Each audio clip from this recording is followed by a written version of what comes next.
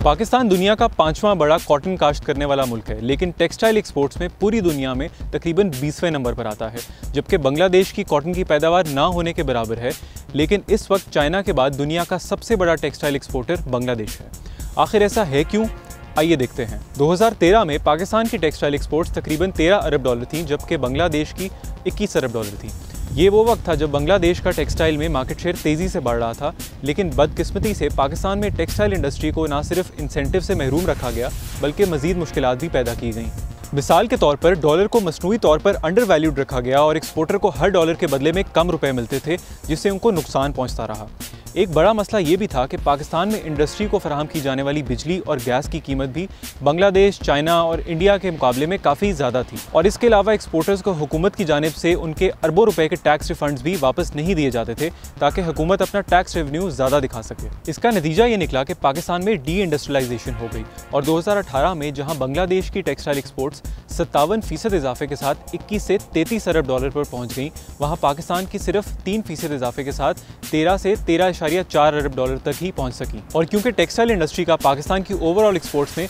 50% से भी ज़्यादा हिस्सा है, इसलिए पाकिस्तान की ओवरऑल एक्सपोर्ट्स में भी इन 5 सालों में कोई इजाफा नहीं देखा गया। जब मौजूदा हुकूमत इक़्तिदार में आई तो मईशत को कई मसाइल दरपेश थे, जैसा कि तारीखी करंट अकाउंट डेफिसिट, तेज़ी से गिरते हुए फॉरेन एक्सचेंज रिजर्व्स और मसनूई तौर पर फिक्स किया गया एक्सचेंज रेट, जिसकी वजह से एक अनसस्टेनेबल इम्पोर्ट लेड इकॉनमी ने जन्म लिया और एक्सपोर्ट्स को बेहद नुकसान पहुंचा। इस हुकूमत ने सबसे पहले तो डॉलर के एक्सचेंज रेट को मार्केट ड्रिवन किया, जिससे वो अपनी फेयर वैल्यू पर आ गया। मज़ीद आसानी पैदा करने के लिए एक्सपोर्टर्स को फराहम की जाने वाली बिजली को 11 से कम करके 7.5 सेंट किया गया, ताकि पाकिस्तान खित्ते में दीगर ममालिक से कम्पीट कर सके। इसी तरह गैस की कीमत को कम करके 6.5 सेंट पर MMBTU पर फिक्स किया गया, और एक्सपोर्टर्स के रिफंड्स को यकीनी बनाने के लिए FPR के रिफंड सिस्टम में बेहतरी लाई गई, और न सिर्फ इस दौरे हुकूमत के रिफंड्स दिए गए, बल्कि माजी के तमाम बकाया जात को अदा किया गया। इसके अलावा 1600 से ज़ायद रॉ मटीरियल आइटम्स पर कस्टम ड्यूटी भी ख़त्म की गई। फिर 2020 के शुरू में कोरोना वायरस की वबा आई और दुनिया भर की मईशत को तारीखी नुकसान पहुँचा,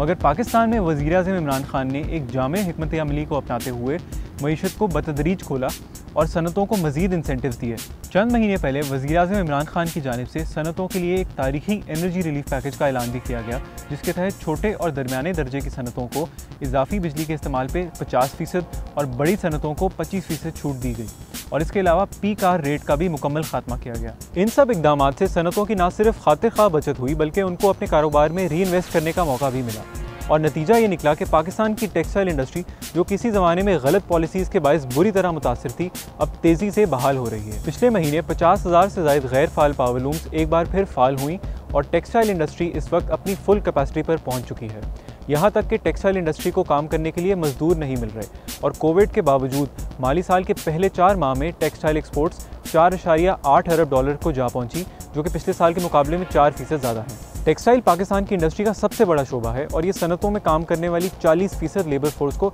रोज़गार फराहम करता है। 2018 से कबल दुनिया की टेक्सटाइल इंडस्ट्री, जो बांग्लादेश और दीगर ममालिक में शिफ्ट हो रही थी, अब वापस पाकिस्तान आ रही है, और पाकिस्तान की सबसे बड़ी एक्सपोर्ट इंडस्ट्री होने की हैसियत से पाकिस्तान को गैर मुस्तहकम इम्पोर्ट लेड इकॉनमी से एक पायदार एक्सपोर्ट लेड इकॉनमी बनाने में भरपूर किरदार अदा करेगी।